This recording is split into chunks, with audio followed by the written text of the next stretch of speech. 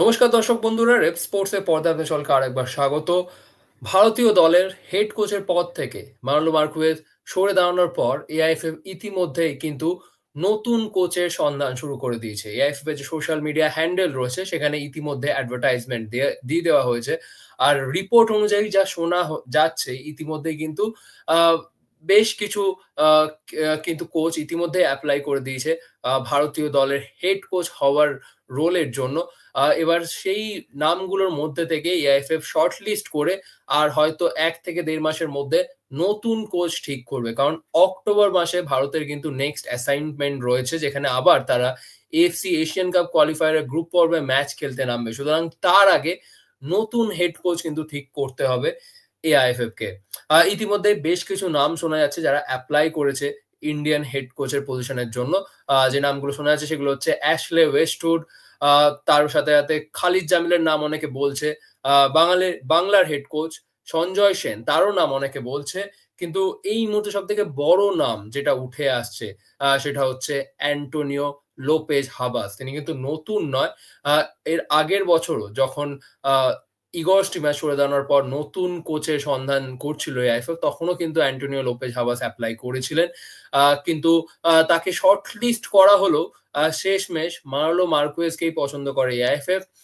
সুতরাং বছর ঘুরতে না ঘুরতেই মার্লো মার্কুয়েজ সরে দাঁড়ানোর পর আবারও নতুন কোচের সন্ধান করতে এবার আরো একবার অ্যান্টোনিও লোপেজ হাবাস কিন্তু অ্যাপ্লাই করেছে ভারতীয় হেড কোচের পজিশনের জন্য। এবার প্রশ্নটা হচ্ছে, লাস্ট যিনি হেড কোচ ছিলেন মার্লো মার্কুয়েজ, তিনি এফসি গোয়ার দায়িত্ব সামলাচ্ছিলেন এবং সেই সময় তাকে জাতীয় দলের দায়িত্ব তার হাতে তুলে দেওয়া হয় এবং তিনি একসাথেই ক্লাব এবং দেশের দায়িত্ব জাগল করেন।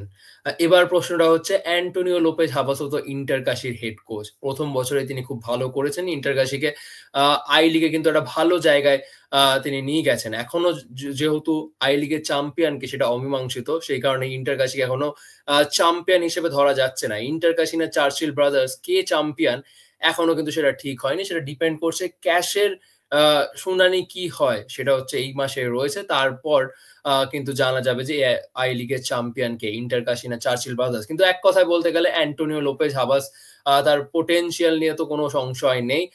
তিনি বহু বছর ধরে ইন্ডিয়ান ফুটবলে কাজ করে আসছেন। দুবার আইএসএল কাপ চ্যাম্পিয়ন করেছেন তিনি। একবার দুবারই এটিকে করেছেন এবং মোহনবাগানকে তিনি কিন্তু শিল্ড চ্যাম্পিয়ন করেছেন, আইএসএল শিল্ড চ্যাম্পিয়ন করেছেন এবং একই বছরই মোহনবাগানকে আইএসএল ফাইনাল অবধি তিনি নিয়ে গেছেন। তার কোচিং নিয়ে কোনো ডাউট নেই, তার ম্যানেজমেন্ট নিয়েও কোনো ডাউট নেই। তিনি কিন্তু বেশ স্ট্রিক্ট নেচারের কোচ, সেটা আমরা মোহনবাগানে দেখেছি। হুগো বুমস তার কিছু ডিসিপ্লিনারি ইস্যুস এর জন্য তাকে কিন্তু দল থেকে বাদ দিতেও কিন্তু তিনি কোন রকম পরোয়া করেননি। আর তার আন্ডারে একটা কিন্তু স্ট্রিক্ট ডিসিপ্লিন মেইনটেইন করা হয় ড্রেসিং রুমে। ফুটবলারদেরকে আ বাড়তি তাগিদ দেখা যায় ফুটবলারের মধ্যে তার আন্ডারে যখন খেলে। সুতরাং তার কোচিং আ তার কোচিং স্ট্যাচার নিয়ে কিন্তু কোন রকম ডাউট নেই। কিন্তু এবার প্রশ্নটা হচ্ছে, তিনি যদি হেড কোচ হন তাহলে ইন্টার কাশির দায়িত্ব কি তিনি একসাথে সামলাবেন? এই মুহূর্তে ইন্টার কাশির অন্দরমহল থেকে আমরা যেটা জানতে পেরেছি, এখনো পর্যন্ত কিন্তু ইন্টার কাশিকে কিছু জানাননি যে অ্যান্টোনিও লোপেজ হাবাস তিনি জাতীয় দলের হেড কোচের জন্য যে তিনি এপ্লাই করেছেন সে কথা তিনি ইন্টার কাশি ম্যানেজমেন্টকে এখনো পর্যন্ত জানাননি। কারণ এই ব্যাপারগুলো সব কোচই কনফিডেনশিয়াল রাখতে চায়। কেউই চায় না যে তার ক্লাব যেখানে তিনি কাজ করছেন তারা জানতে পারুক যে তিনি আ কন্ট্রাকচুয়াল থাকা সত্ত্বেও তিনি জাতীয় দলের পজিশনের জন্য তিনি এপ্লাই করেছেন। কিন্তু সামহাউ যেহেতু এই নিউজটা লিক হয়ে গেছে, তো সেই কারণে আমরা ইন্টার কাশির অন্দরমহলে খোঁজ নিয়ে যেটা জানতে পেরেছি যে ইন্টার কাশির ম্যানেজমেন্ট এখনো কিন্তু এই বিষয়ে সচেতন হয়নি। তারা এই বিষয়ে এখনো কিন্তু সেরকম কিছু জানতে পারেনি হাবাসের থেকে। কিন্তু তারা একটা কিন্তু আ খুব সুন্দর একটা কথা বলেন, সেটা হচ্ছে যে যদি হাবাস চান যে জাতীয় দলের দায়িত্ব তার কাঁধে তুলে নিতে চান, যদি তিনি ইন্ডিয়ান হেড কোচের পজিশনের জন্য যদি তিনি সিলেক্ট হন, তাহলে ইন্টার কাশি কিন্তু কোন রকম প্রবলেম নেই তাদের। তারা হাবাসকে জাতীয় দলের হেড কোচের পজিশনে তারাও দেখতে চান। আর অবশ্যই দেশের দায়িত্ব সবার আগে আসে এবং তারপর ক্লাব। সুতরাং হাবাস যদি জাতীয় দলের পজিশনের জন্য সিলেক্ট হন, তাহলে ইন্টার কাশি কিন্তু কোন রকম সমস্যা নেই।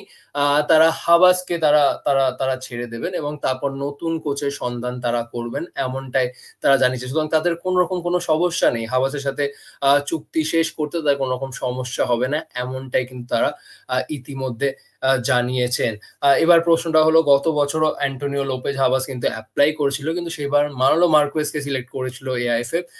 কিন্তু বছর ঘুরতেই একটা জিনিস প্রমাণ হয়ে গেছে যে জাতীয় দলের হেড কোচের যাদের সেরকম অভিজ্ঞতা নেই এর আগে জাতীয় দলের হেড কোচ হিসেবে কাজ করার, তাদেরকে ছাড়া বাকিদের কিন্তু কোচ করলে সেটা সেইরকম কিন্তু রেজাল্ট পায়নি আগেরবার মার্লো মার্কুয়েজ যদি আপনারা দেখেন। মার্লো মার্কুয়েজের কিন্তু ন্যাশনাল টিমের কোচিং করার সেরকম এক্সপেরিয়েন্স নেই। আর সেটা কিন্তু বছর ঘুরতেই সেটা প্রমাণ হয়ে গেছে। হাবাসেরও যদি আমরা দেখি, হাবাসের কিন্তু লম্বা কোথাও কিন্তু কন্ট্রাক্ট ছিল না জাতীয় দলের। এর আগে তিনি একবারই জাতীয় দলের হেড কোচ হিসেবে কাজ করেছেন। অ্যাকচুয়ালি হেড কোচ হিসেবে বলিভিয়ার হয়ে তিনি ১ বছর কাজ করেছেন। আর অ্যাসিস্ট্যান্ট ম্যানেজার হয়েও তিনি বলিভিয়ার হয়ে কাজ করেছেন। সুতরাং তার খানিক কিছু বছরের অভিজ্ঞতা রয়েছে জাতীয় দলের হেড কোচ হিসেবে কাজ করার। এবার দেখার বিষয় যে কাকে হেড কোচ হিসেবে সিলেক্ট করে এআইএফএফ। কারণ বেশ কিছু নাম ইতিমধ্যেই জমা পড়েছে এআইএফএফ এর কাছে এবং হয়তো কামিং ডেজ এ আরো কিছু নাম জমা পড়বে। সেখান থেকেই শর্টলিস্ট করে নতুন হেড কোচ বাছাই করবে এআইএফএফ। কিন্তু সবথেকে যেটা গুরুত্বপূর্ণ বিষয় হবে যে এবার যেন সিলেকশন প্রসেসটা যেন ঠিকঠাক মতন হয়। কারণ ইন্ডিয়ান ফুটবলের র‍্যাংকিং কিন্তু দিনের পর দিন কিন্তু পিছিয়ে যাচ্ছে।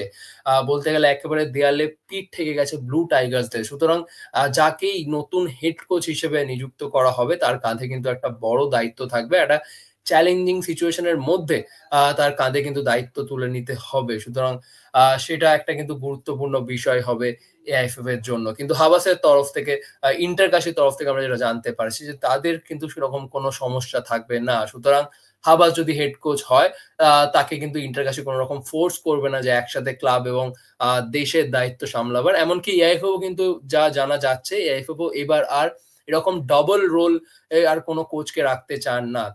মানুয়েল মার্কুয়েজের ক্ষেত্রে তারা যে শিক্ষাটা নিয়েছে যে ডবল রোল হলে অনেকটা কিন্তু চাপ বেড়ে যায় কোচের উপর। আর শেষমেশ রেজাল্ট কিন্তু পক্ষে থাকে না। সেটা কিন্তু পরিষ্কার দেখিয়ে দিয়েছে। সুতরাং হাবাসকে যদি কোচ হিসেবে নিযুক্ত করা হয়, হাবাসকে ক্লাবের দায়িত্ব ছাড়তে হবে। আর যেটাতে কোনো সমস্যা নেই ইন্টারকাশির, এমনটাই কিন্তু জানা গেছে। আপনাদের কি মন্তব্য অ্যান্টোনিও লোপেজ হাবাসকে নিয়ে? একদমই জানাতে ভুলবেন না কমেন্ট সেকশনে। আর ভিডিওটা যদি ভালো লেগে থাকে লাইক, শেয়ার এবং সাবস্ক্রাইব করে দেবেন। এখানেই শেষ করছি ভিডিওটি। আবার আপনার সাথে দেখা হচ্ছে পরবর্তী ভিডিওতে।